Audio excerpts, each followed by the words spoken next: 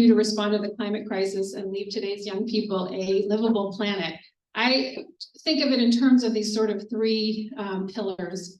The first one is protecting strong democratic institutions and voting rights.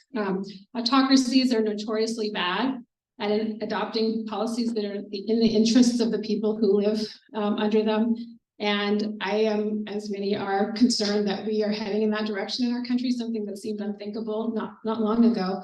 And so it's really imperative both for addressing the climate crisis, also all of the other things that we want to do, addressing income inequality, poverty, you name it. We really need that democracy to be functioning and representing us.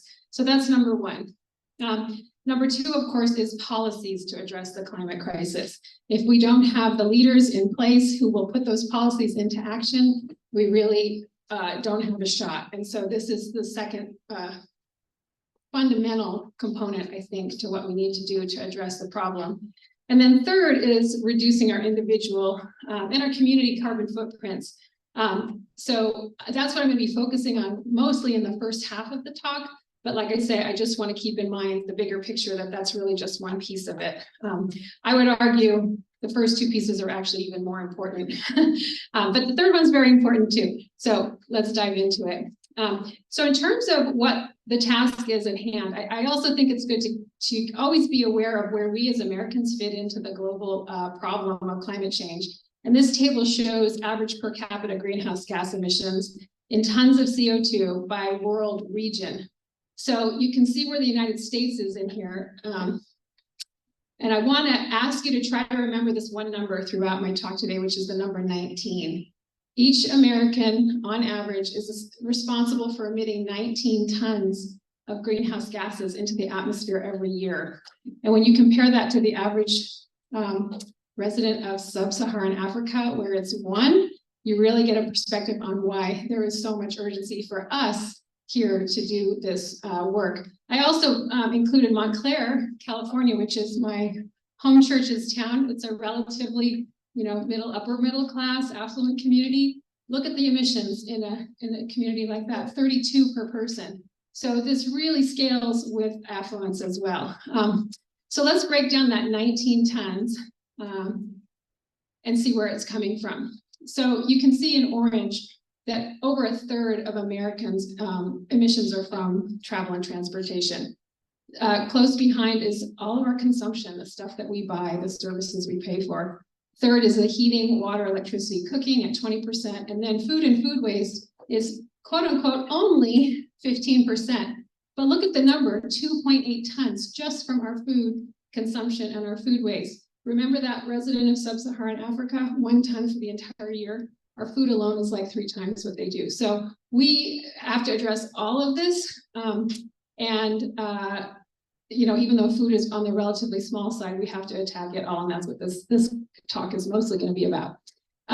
So the other thing to keep in mind is the scale of the cuts that we have to make. It's absolutely staggering.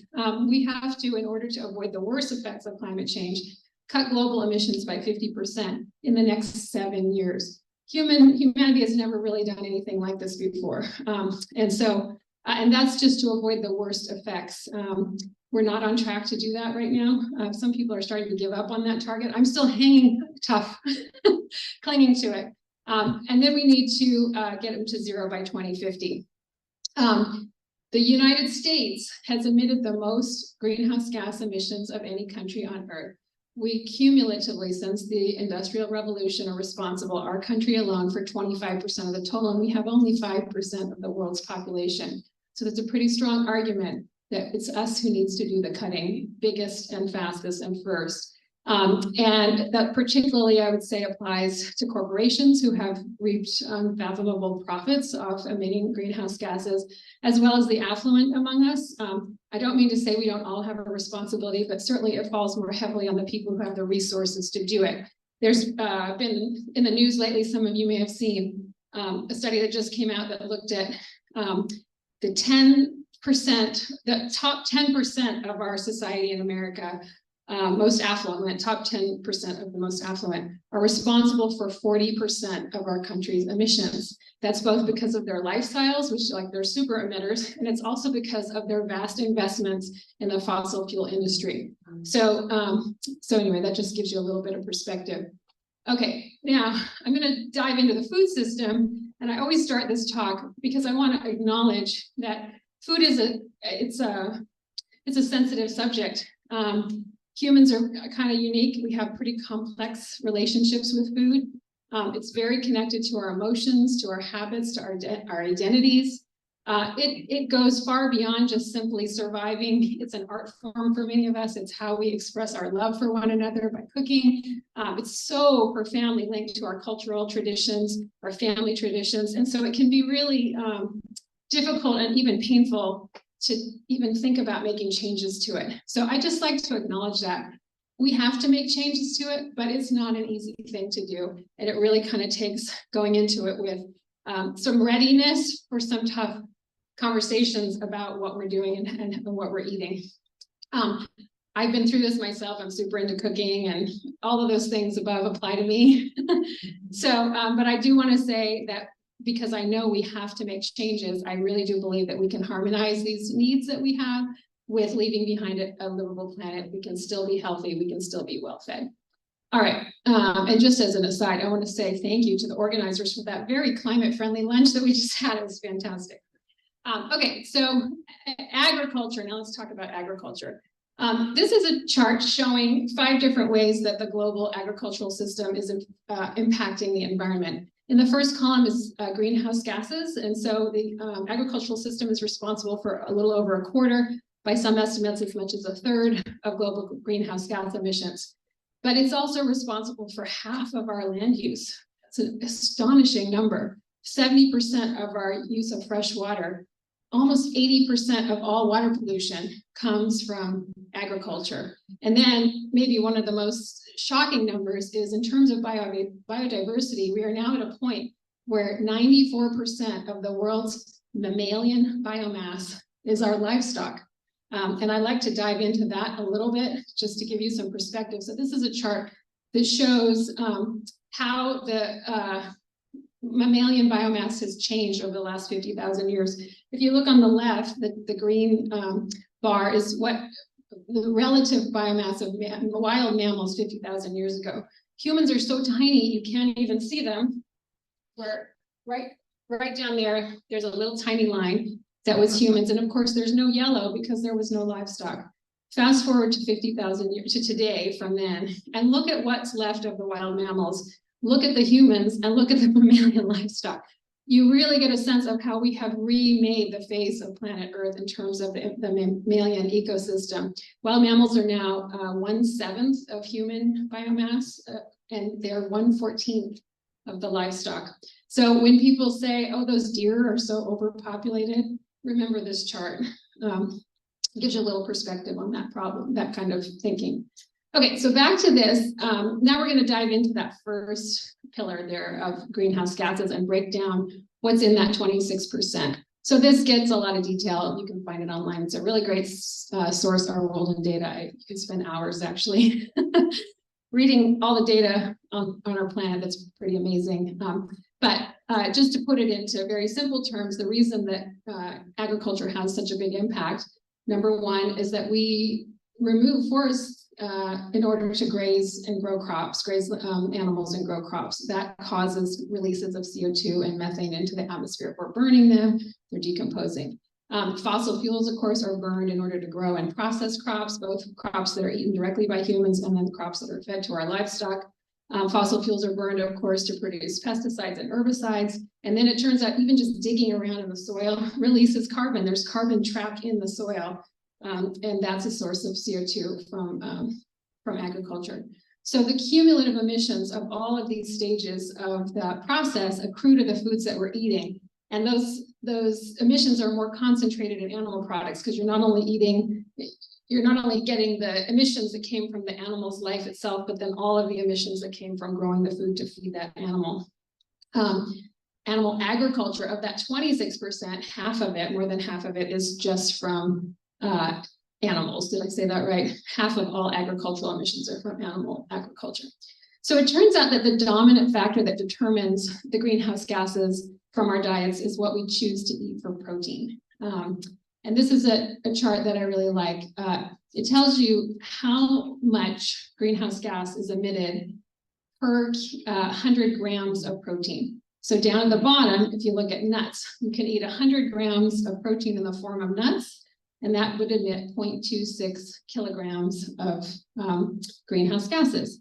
If you get that same 100 grams of protein from beef, it's 50 kilograms of greenhouse gases emitted. So what you notice here is the trend that it's the animal proteins that have higher emissions and the plant proteins that are lower. And it's particularly red meat and dairy products that are the most carbon intensive ways to get protein in our diets. And so why is that? Why is it that meat and dairy are so, or red meat and dairy are so special? It has to do with the digestive systems of ruminants. So you may remember from elementary school, we learned about all the stomachs that the cows have. They do a different kind of digestion. It's called enteric fermentation. So it happens in an anaerobic environment. And instead of CO2 being a byproduct, it's CH4, which is methane, which is a very, very strong greenhouse gas, much stronger than carbon dioxide. And that's just how their bodies are built. They also emit a tremendous amount of nitrous oxide. And that's 300 times stronger than CO2 in terms of its warming potential. So that's just unique to ruminant animals. And that's why foods that come from them emit such disproportionate greenhouse gases compared to other animals like birds and pigs, and of course, compared to plants. So it's no surprise then when you look at the greenhouse gas emissions of various diets, that the heavy meat eating diet has the highest emissions. And so on the left is 2.8, that's that number we saw at the beginning, 2.8 tons per year from a heavy meat eater. The average American is a heavy meat eater. And as you reduce your meat and go down, it goes lower and lower. It turns out that pescatarians and vegetarians have the same emissions as a person who just cuts out red meat and dairy products, but still eats, poultry and pork. It's those two things that really dominate. And then if you go plant-based, that's the very lowest possible number, less than half the emissions of the heavy meat eater. But people always worry, if I'm going to cut out meat, how else can I meet my protein requirements? And so the good news is Carl Lewis, vegan since 1990, 9-time Olympic gold medalist, clearly the dude is getting his protein somehow. So it turns out adults, according to the RDAs, need about 0.8 grams of protein per kilogram of body weight. Of course, it varies depending on your exercise level and age and that kind of thing, but it's an approximate number that turns into about 60 grams of protein per day per person. So let's look at the relative emissions of different ways that you can meet that 60-gram requirement. And here are 5 different ways as examples that you could do it. One is you could eat an 8-ounce steak, just like a protein pill. 60 grams of protein, boom, in that one steak. The problem is that one steak emits 30 kilograms of greenhouse gases. And by the way, when I say CO2e, you guys may know this already, but it's just like a shorthand for all the different gases. We put them in terms of units of carbon dioxide. So that incorporates the methane, the nitrous oxide, the carbon dioxide from that food. If you're willing to forego the beef and just have chicken at lunch and a pork chop at dinner, you can still get the 60 grams. But look what happens to the greenhouse gas emissions. It goes from 30 down to 4 kilograms. If you're willing to go lacto-ovo-vegetarian and replace the chicken and pork with eggs and a little cheese, you go down to 3 kilograms, still getting that 60 grams of protein. You added some brown rice and lentils and a little oatmeal. And then you can go ovo-vegetarian. This is where I fall on this table. I have backyard chickens, but I'm trying to pass on the other stuff as much as I can. You can still get that 60 grams of protein, and the emissions are now 1.2 kilograms. And then all out plant-based, more nuts, more legumes, 60 grams of protein, 0.8 kilograms of CO2 equivalent. So it can be done. And actually people all over the world do it. There are vast numbers of people who don't eat anything like the kind of levels of meat protein that we do here. Often people ask about grass-fed beef and regenerative beef, and is that any better? The unfortunate answer is no.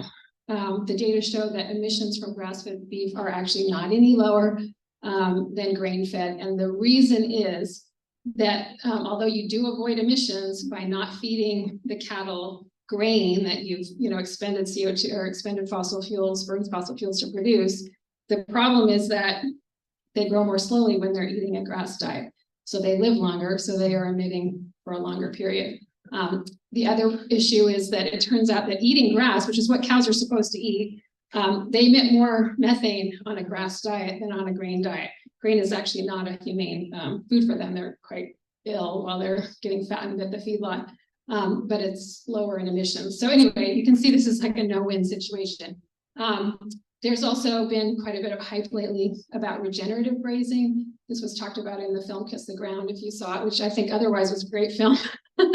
But I take issue with the sort of impression that it gave that this is like a solution that we can keep on eating beef the way we want to. The idea here is that by grazing cattle in a very careful way on certain types of degraded landscapes, and it's true that you can help restore grasslands by doing that. And so the idea is that the grass pulls carbon dioxide out of the atmosphere, it fixes it in the soil.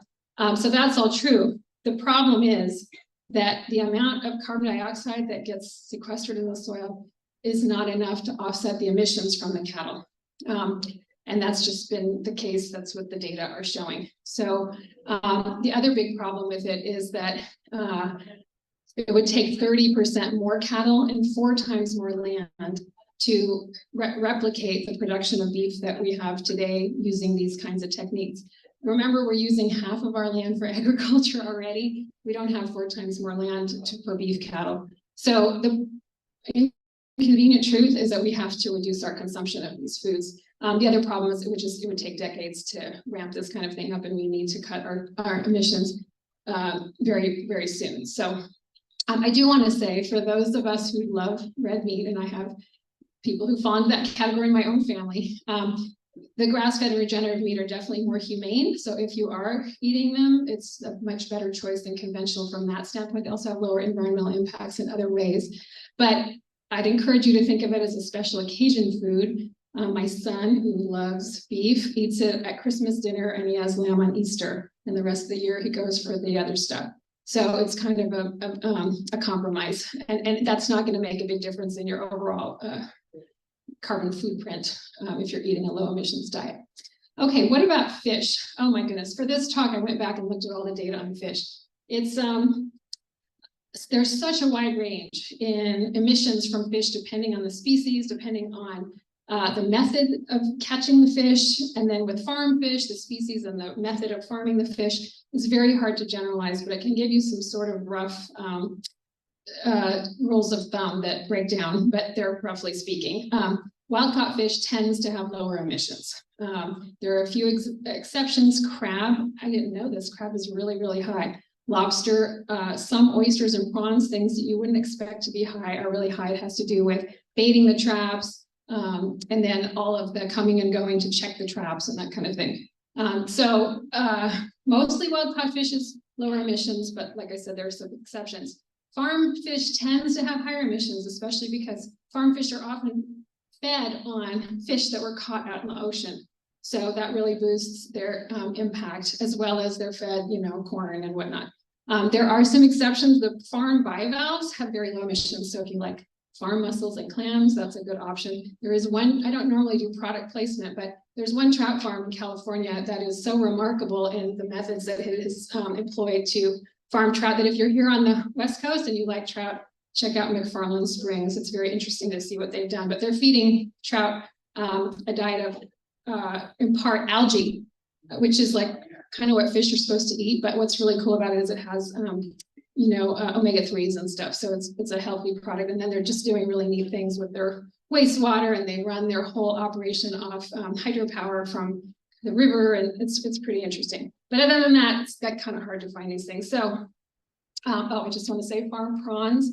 They're environmentally terrible in every way. Just please avoid them. Okay, so that's the CO2 side. But then we also know that our ocean ecosystems are very stressed right now from other things besides, just the greenhouse gases. There's overfishing, there's pollution, there's acidification from CO2, and then warming, as we've seen, like in Florida, which has been really tragic. And so a lot of fish farming is causing big environmental impacts as well. So choosing fish that's both climate friendly and environmentally friendly actually takes some effort. And so all I can really leave you with is two resources. There's a website, seafoodco2.dal.ca. And by the way, I'm going to give all the websites that I reference in this talk at the end. That's where you can go and look up the CO2 emissions per unit of protein for various types of seafood. And then the other one is seafoodwatch.org, which probably many of you know already, to look at sustainability on other issues, other impacts. Okay, next question is, does buying local food significantly reduce its carbon footprint? It would seem that it would, right? The answer is not really. And the reason is transportation accounts for only 6% of the average food's emissions. Most imported food is transported by ship. And that is, despite all of its other issues with whale strikes and things that we care about, it's a pretty efficient way to transport things. So it doesn't add very much to the food's carbon footprint. It's really the production, not the transportation, that dominates. So it's really what we eat, the things that we're eating, as opposed to where they came from. Here's an example. Average California beef has only 1% lower emissions than beef from Australia, despite having been shipped here. So I don't mean to say don't buy local. I'm 100% for buying local. There's a lot of good reasons to do it, but don't think of it as, oh, I'm buying local beef, so it's got lower emissions. That's just not the case. There is one exception to what I just told you, and that's air freighted foods. Transporting food by airplane really adds to its carbon footprint. And so it's only the very perishable things out of season, like berries and whatnot, that are typically flown. The good news is only 0.16% of food transport miles are air freighted. But if you want to avoid that, just stick to the in-season stuff when it's perishable. And then you will mostly avoid air freighted foods. All right, food waste. Many of you probably seen these numbers, but they never fail to shock me. 40% of the food in the US is wasted, and worldwide it's 30%. What could be more unchristian than wasting our food when millions of people around the world are going hungry? That 30% is 8% of total global emissions. That's more than the total emissions of India, which has 1 billion people. Just our wasted food is causing an equivalent amount of emissions. So here's a chart that kind of shows the where food waste is happening in the processing, in the whole process. Agricultural production is at the beginning. The blue is the percentage of the total carbon footprint from wasted food, and then the orange is the percent of actual food by mass. So really the blue is the probably the more important thing to look at. So there's agricultural production, post-harvesting, handling, processing. We can't do much as consumers about those first three, but then there's distribution, which is what's happening in the grocery store, and then consumption. That's us in our kitchens and refrigerators. And you can see it's the biggest component. And so a lot of this is common sense stuff, but it bears repeating. We really have to try not to overbuy food if we don't want to waste it. Watch out when you're at Costco, the deals are great, but if you aren't going to use all the food, it's actually not cheaper and it's costly to the environment. There's a tremendous amount of food wasted in restaurants because portions tend to be bigger than they really need to be. So if you can bring that food home and eat it for lunch the next day, bring your own little container in your purse, and then you don't have to take home the plastic. The distribution point of things, a lot of food is wasted at the grocery store because it's got a blemish or it's oddly shaped, like this carrot. So if you're willing to pull out those things that you think, something like, you ever notice like fingernail marks in the apples? Well, that used to really gross me out. Now I look at it as an opportunity to help the earth. So you can cut out blemishes and buy those apples that nobody else is going to buy. Food use by dates and best by dates. a little surprising. They don't mean anything. There's no standards for them. The real test is, does it smell okay? Does it taste okay? It's okay. Don't throw it out because the date has passed until you've done that investigation. Don't let food spoil. Keep an eye on the back of the fridge. Rotate. Anytime you have extra food, if you can get it to the food bank right away, someone else will eat it. It's like such a win-win. And then last, there will be times when we all have to throw food away. Nobody's perfect. If you can put it in your green bin or compost it in your backyard or whatever, just keep it out of the landfill. Most emissions from landfills, they're very significant because it's methane. It's like the cow's stomach, what happens in the landfill. It's that anaerobic environment again. So we want to keep food out of the landfills, and more municipalities are having, composting programs, which is fantastic. Okay, so that's everything I wanted to say about food. I now want to go back to that number 19 that we talked about, and look at what are the actions that we can take right now, or at least fairly soon, that can significantly reduce our individual emissions. And so the first is, as I've talked about, switching to a low carbon diet and cutting our food waste. You can actually cut your emissions by about 2 tons per year by doing that. So 2 out of 19, that's more than 10% right there. The next one that can be a really quick and easy thing to do, depending on your utility, is to enroll in 100% renewable electricity. In California, Massachusetts, Illinois, New York, I think there's about 10 states in the US.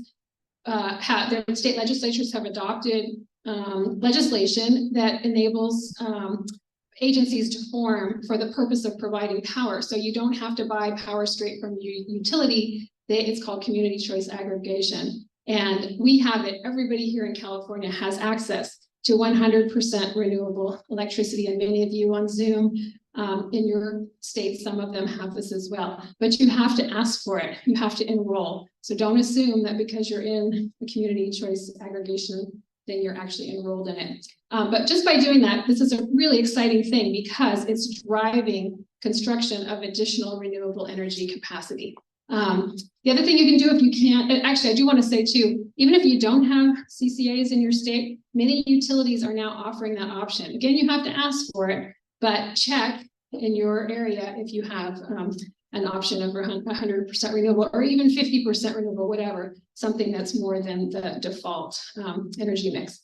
Getting rooftop solar is also a great way to radically reduce your carbon emissions. So that can reduce on average 2 tons per year per person. And then electric car, if it's time to replace your car, and I do hear the point that was made earlier today about every person in the north driving their own electric car is not the solution. To the extent that right now this is what's available to us and we do not have the public transportation system that we need, it is a way to radically reduce your emissions on a short time scale if you have the resources to get an electric car.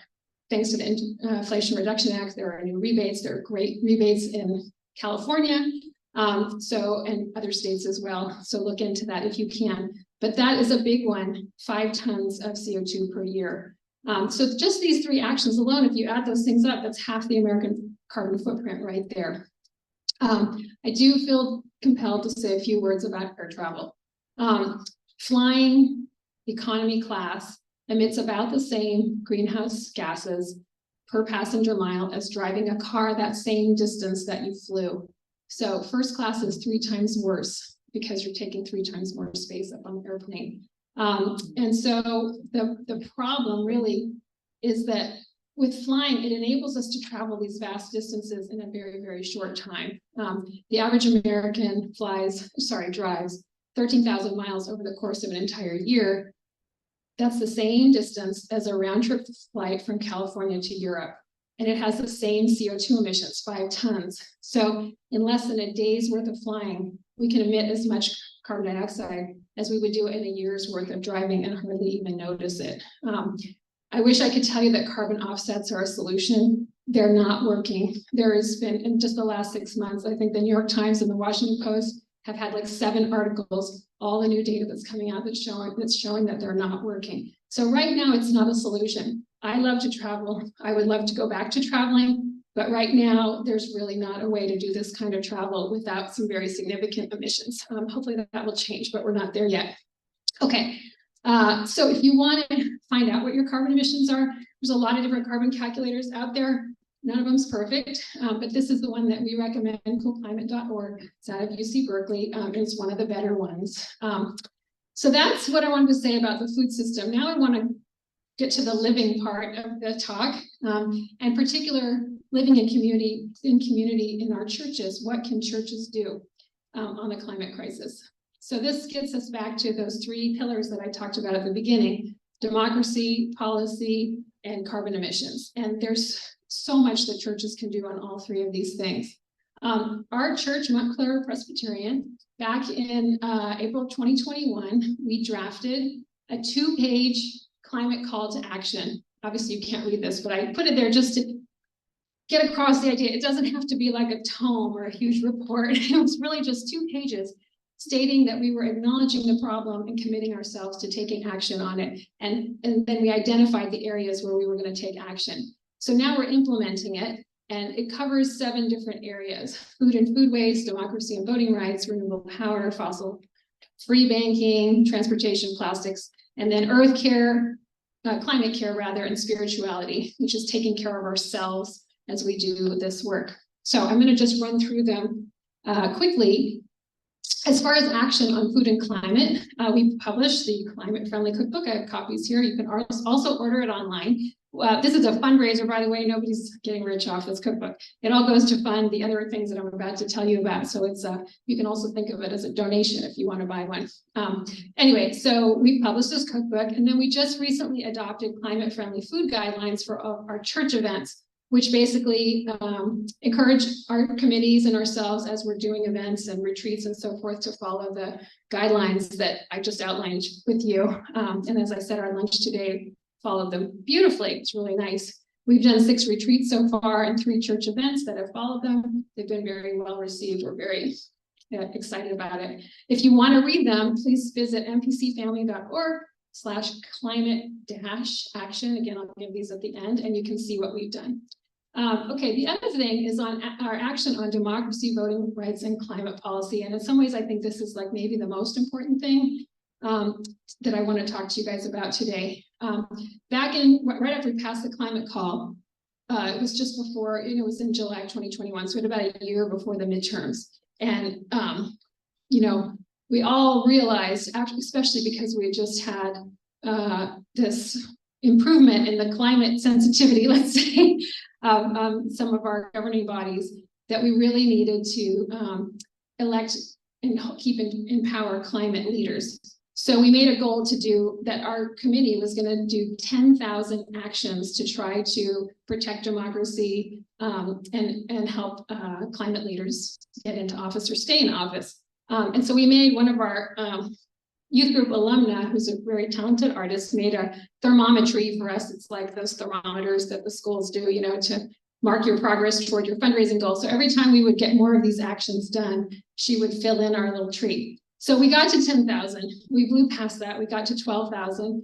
And we eventually, by the time the election came around, we had done 20,355 actions as individuals. This is about 100. We're a congregation of about 200 people. About half our congregation participated in this.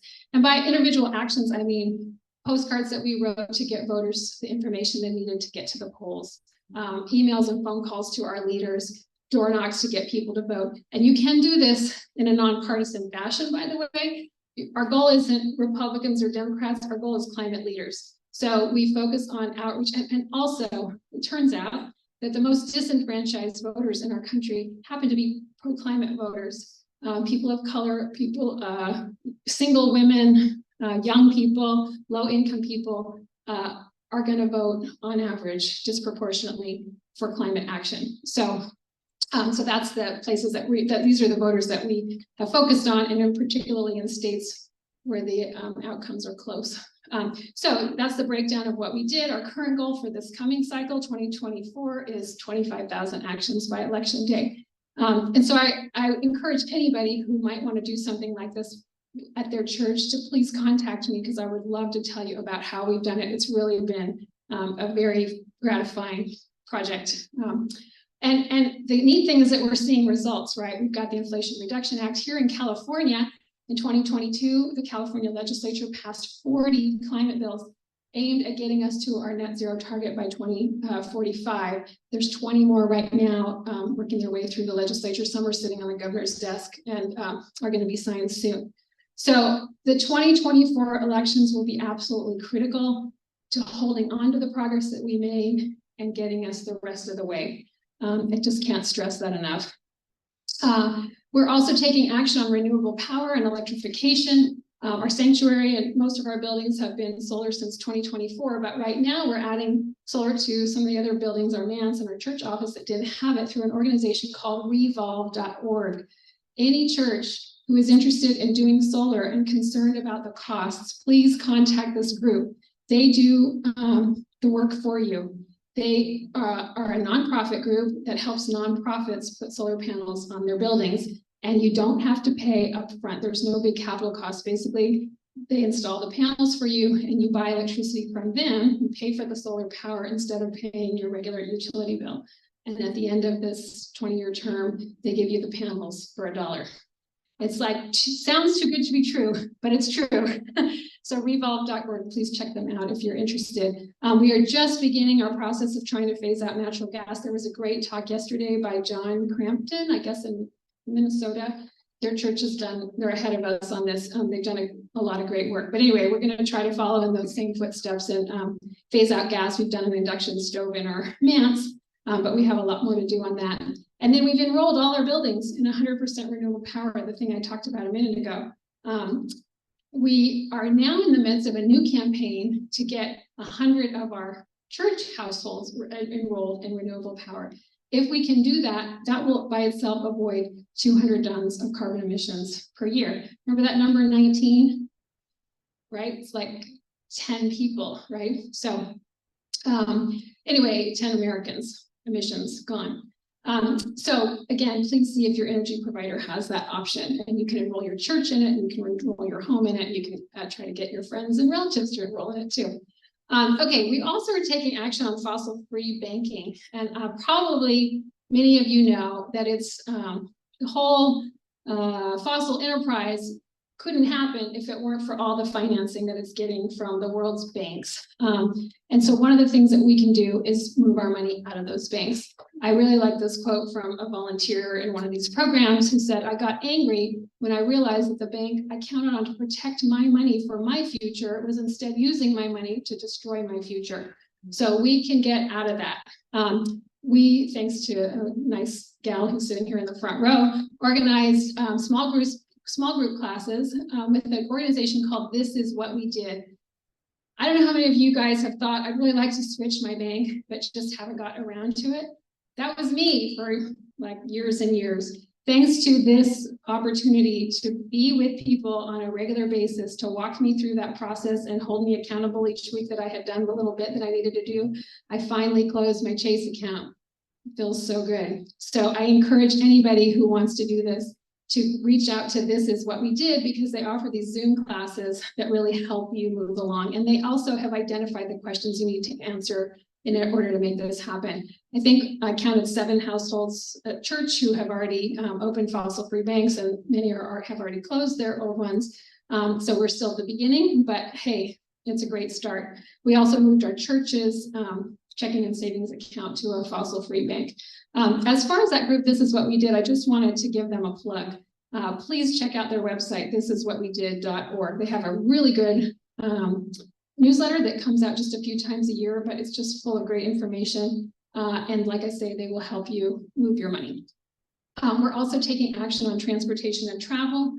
And so we held a low emission vehicle fair in 2020. There's a picture after church. And then we surveyed our congregation to see what our LEV ownership looked like.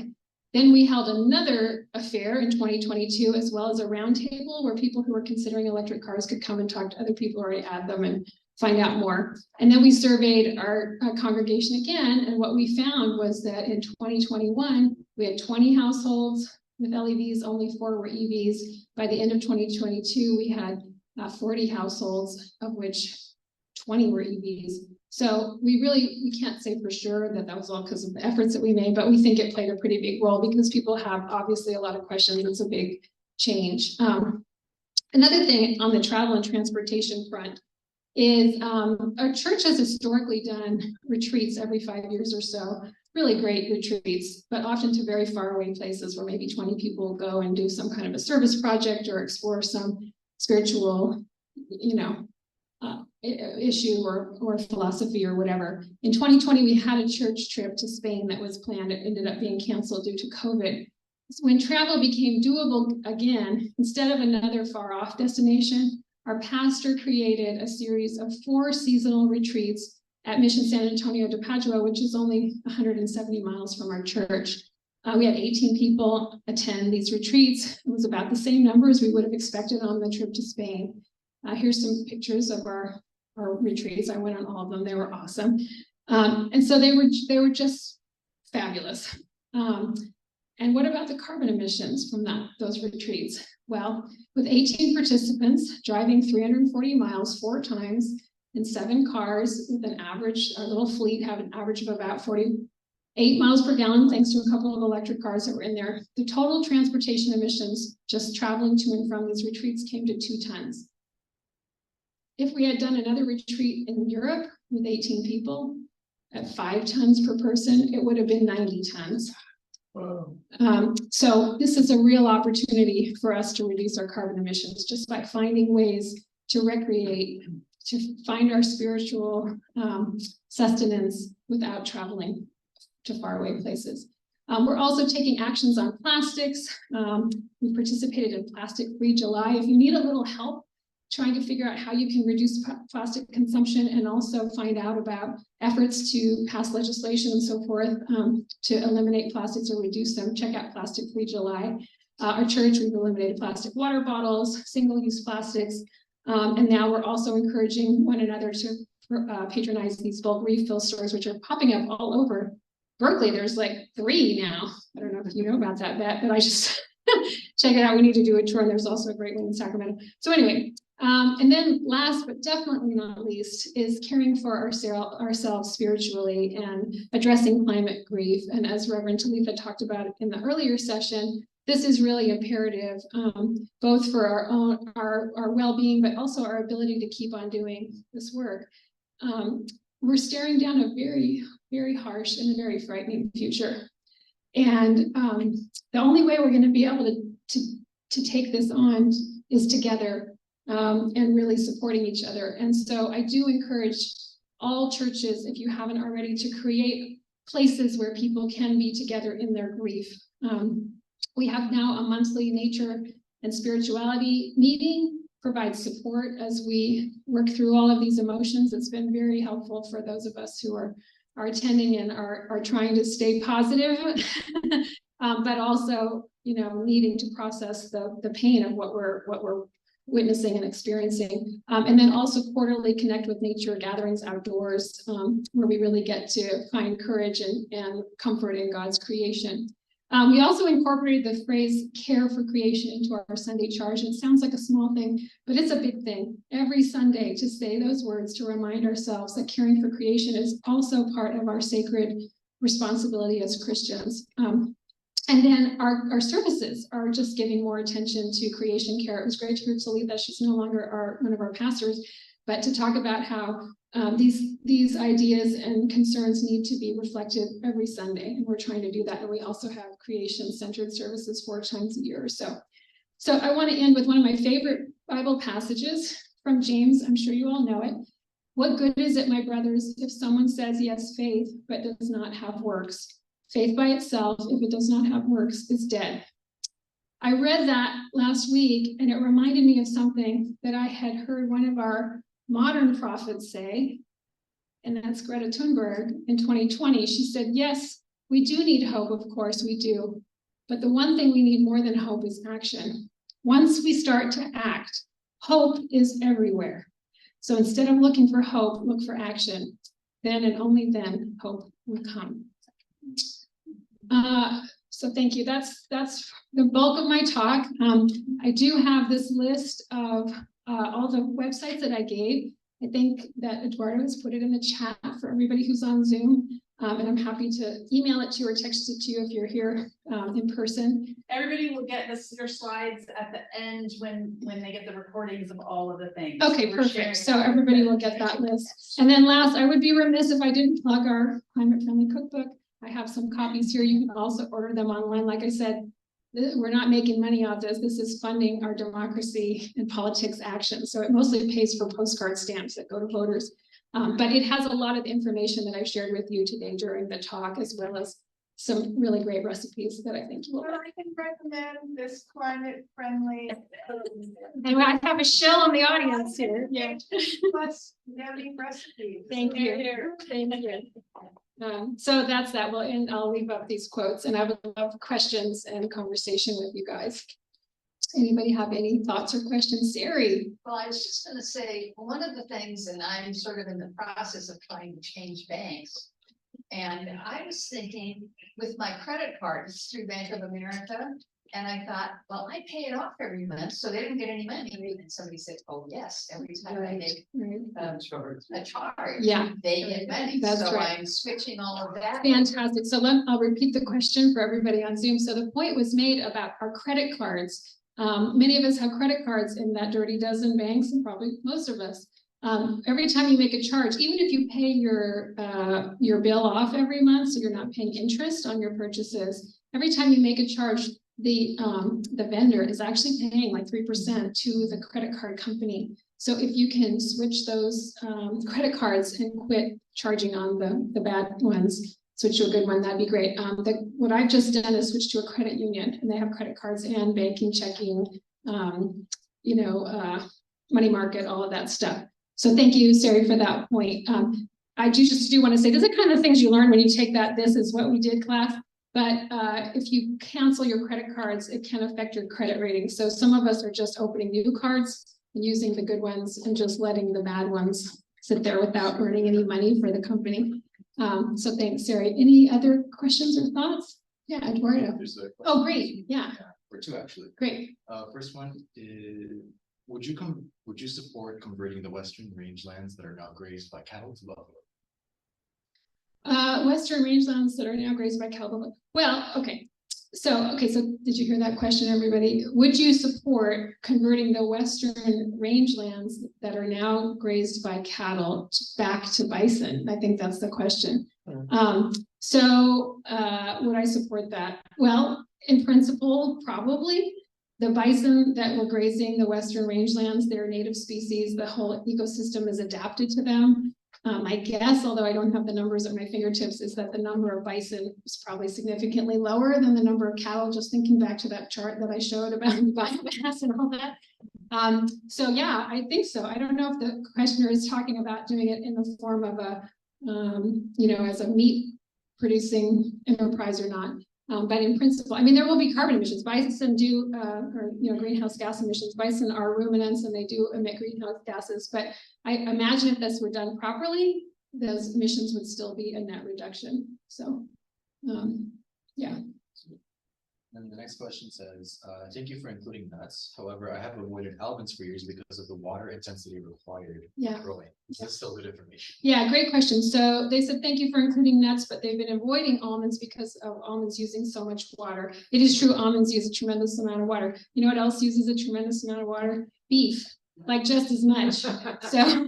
So it's definitely better to be eating almonds instead of beef. If you still, if you're really trying to go like low emissions, which is awesome, and you feel like the nuts, even though they're low emissions, have too big of a water impact. There are other nuts that don't use quite as much water.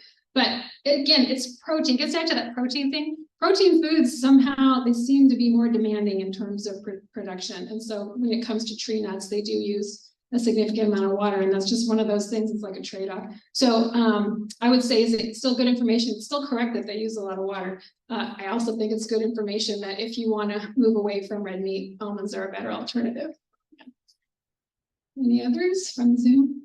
Yeah, there's somebody said, do you have anything to say about pet food, since pets are? Oh, pet food. Oh my gosh. Yeah, okay. I have pets. when I buy that pet food, I just think, oh God, what do I do? I don't buy pet food with red meat in it. I can tell you that. Poultry and pork-based pet foods are going to have lower emissions. The whole thing's a big mess when you think about how we kill these animals to have these other animals in our homes and all that kind of thing. So, you know, you could have a whole talk about sort of all those different trade-offs. But I would say if you're trying to minimize your carbon footprint to avoid the ruminant-based pet foods. Yeah, thanks. Yes. What's your thoughts on like sustainable tillage? Like Yeah. agriculture? Yeah, great question. So she asked about sustainable tillage. So that gets into regenerative farming. I talked about regenerative grazing. There is this whole very exciting field of regenerative, you know, growing of plants. And one of the techniques in that approach is to not dig up the soil. So I think it's fantastic. It's really in its infancy. There's a lot of challenges. It's a completely different approach to what agriculture has become, which is where you like eradicate every weed, you know, you just have a monoculture. So I don't know enough about it to know how it's going, but there's a combination of mowing and I mean, it's wonderful though. If you can get decent yields out of it, it would be fantastic because there really is, you know, a diversity of species growing together. It supports insects. It's just a whole different thing. And I mean, Kay, you might know more about that topic than I do, but I think it's very exciting. I think it's still just in its infancy, but yeah, thank you. Yeah. I actually have another question. Yeah. So I'm also vegetarian and I've like had a lot of conversations with people that say, you know, what is my impact going to do for right? What is your response? Absolutely, that's such a great thing because you hear that. I'm glad you brought that up. So the question was, she says she's a vegetarian and she talks to people who say to her, well, you're just one little person doing this vegetarian thing. It's just a drop in the bucket. It's not having an impact. So I kind of think there's two parts, at least the way I think about it. The first is just your own, how do you want to live in this world? What kind of person do you want to be? I could be a jerk and yell at people all the time, and that would just be a drop in the bucket. But I don't want to live that way, right? I want to spread joy and love and goodness in this world. So you are doing that with this choice that you're making. So that's really big. But then also there is the fact that when you're a vegetarian and you talk to other people about why you're doing it, you are expanding that, you know, that community of people who's aware, first of all. It has changed. I've been a vegetarian since I was 14. I cannot tell you the changes that have happened that I have witnessed throughout my life. I used to go to a restaurant and I would get salad or I would order like the sides of vegetables. Now I go to a restaurant, I can always find vegetarian food, even vegan food. So, you know, what you're doing really all of these years, it has made a huge change. And I mean, even just consumption of beef is going down. I was just looking at the numbers the other day. So it's happening. So, you know, I would just say to them, thanks for your input. I feel really good about what I'm doing. I also know that from being myself being a vegetarian, I can count like 5 other people I know who've become vegetarians because of over the years talking with me about it, or they changed their diets, at least in that positive direction. So yeah. There was somebody, yeah. Well, I just recently learned about an organization called slowflowers.org. Oh. And it's about the cut flowers industry internationally. I've kept tabs on this just because of some work that I do. Yeah. I was just wondering if you had ever considered that in part of your discussions in your group. Great question. So she mentioned an organization called Slow Flowers. There's the Slow Food Movement and now a group called Slow Flowers, which I wasn't aware of, but I'm happy to hear about that. So the flower industry is part of agriculture. Some of you may know that flowers are shipped all over the world. They are flown because they're very perishable. They are grown often in Colombia, places in South America, which have, you know, great climates for growing all kinds of flowers. They're having terrible environmental impacts because they're absolutely drenched in pesticides.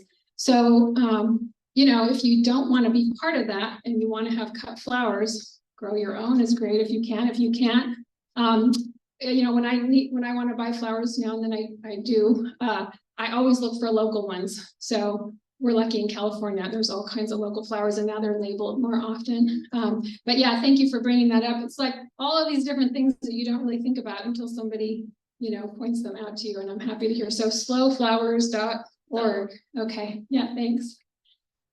Any other questions? Now that we're on the topic of important things Yeah. that are connected, like beer, coffee, and like Yeah, chocolate. yeah, Yeah. yeah. The buyer of food in my house. Yes, yeah, I don't know if there's, right. those are a part of our life, but Right, I don't know if there's a better. Yeah, so great question about when you start to think about all of these minutia of what you're eating and buying, beer, coffee, and chocolate. I have to confess, I haven't looked into beer, so you have to educate me about that, but chocolate and coffee for sure. And we do talk about those in the climate cookbook.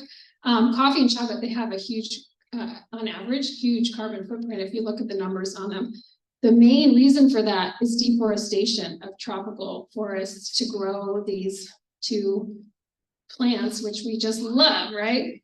So the good news is you don't have to buy from those places. There are ways of farming both coffee and chocolate. You might have heard of shade grown coffee, where coffee plants are introduced into an habitat, but they're still under the canopy of the rainforest. They do provide a source of income for subsistence farmers. It's actually a good thing to support, but you have to search for it. It's kind of like the fish thing. You spend all this time online reading about it. Well, with the chocolate, you do have to do your homework to find the ones that are, and coffee as well, the ones that are shade grown, sustainable, organic, fair trade, all of these things.